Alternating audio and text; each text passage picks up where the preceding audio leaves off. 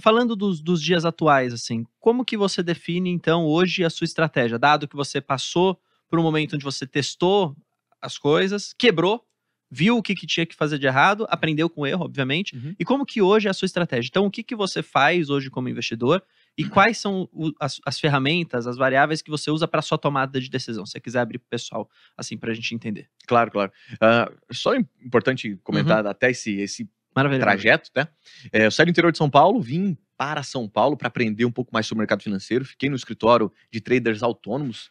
Eram mais de 80 pessoas ali operando de maneira independente. Uhum. Fiquei 5 anos nesse escritório, aprendi muita coisa e principalmente aprendi sobre macroeconomia, que ficava fora do meu radar. Macroeconomia envolve política, envolve tudo que vocês possam imaginar que impacta um mercado financeiro, tá? Então, isso estava fora do meu radar e a gente adicionou isso e, enfim, fez uma diferença tremenda. Aí vem gerenciamento de risco, enfim. Uhum. Mas respondendo mais diretamente a sua pergunta, qual tipo de análise que eu faço dentro do mercado? Pessoal, depois eu vou até abrir um pouco mais esses detalhes de tipos de investimentos, mas basicamente eu olho para renda passiva, busco ativos que me proporcionam uma renda passiva, mas principalmente para tomar essa decisão, eu olho justamente para esse cenário macroeconômico um pouco mais à frente. Entendi. Quanto que eu consigo projetar à frente é justamente o que vai definir para onde eu vou alocar o meu recurso. A gente está falando, por exemplo, de temporadas que a gente tinha taxa de juros a 2%, agora a gente tem taxa de juros a 13,75%.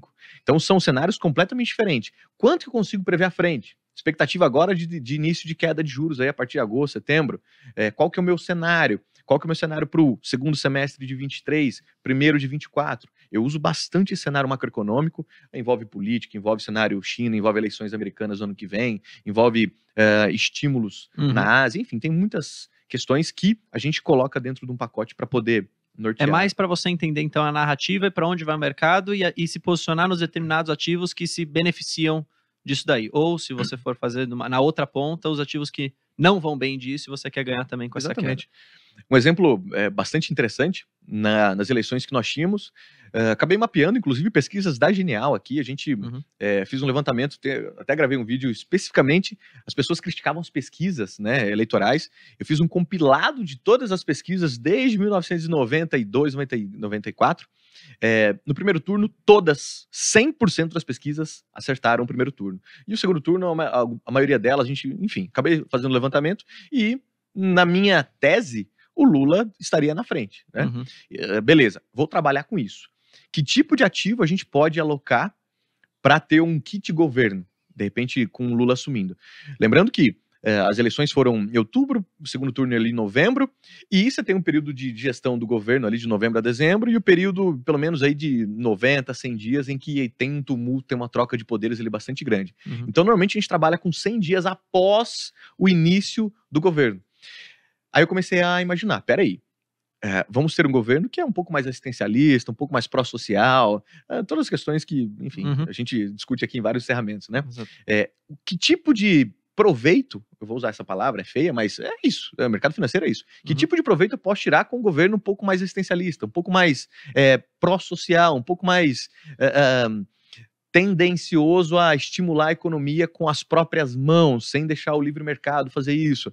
Aí a gente esbarra, por exemplo, em construção civil de baixa renda, em empresas de educação também, como ProUni, como foi lá atrás. São setores que me chamam a atenção olhando pro kit governo. Entendi. E vai dar briga aqui agora, tá? E tem o kit desgoverno, que aí entra Petrobras, entra o Banco do Brasil, que o Rosolini fala bastante. Eu gosto. Perfeito. Eu não me atrevo, porque a qualquer momento isso pode ser um bom relógio, ou pode ser que dê muito lucro. Mas assim, tá fora do meu radar. Eu prefiro deixar um pouquinho de lado essas empresas, vou deixar dinheiro na mesa, tenho certeza absoluta, mas eu consigo trabalhar com empresas que no período do governo pode ser até interessante. Sim. Outro case interessante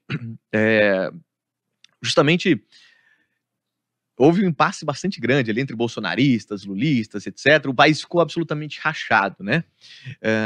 E com o mercado financeiro, tive a grandiosidade aqui, a experiência de entender que quem está no governo, ele não necessariamente vai influenciar muito a economia. Se China bombar, se Estados Unidos parar a taxa de juros e lá na frente começar a reduzir, se a política monetária aqui for causar um estímulo maior aqui, taxas de juros menores. Independente de quem estiver no governo, pode ser esquerda, direita, em cima, embaixo, não tem problema. A economia vai rodar de uma maneira interessante. Comprei muita briga lá atrás com isso. Porque eu falava que, cara, não importa se é o Lula, a economia vai rodar. E se bobear, o PIB pode ser até maior, porque eles vão inflar o PIB de uma maneira artificial, colocando o BNDES para liberar dinheiro pra caramba, assim como foram as campeãs nacionais. Não naquele modelo, mas de repente um modelo diferente. Colocar Caixa Econômica para liberar financiamento imobiliário e a rodo. Então a gente vai ter um PIB crescendo, de repente de uma maneira inflada, e vai ter um PIB crescendo. Não estou dizendo que isso vai acontecer, mas é uma teoria que de repente independe do governo que está ali. Enfim, só... Não, é verdade. Faz total sentido.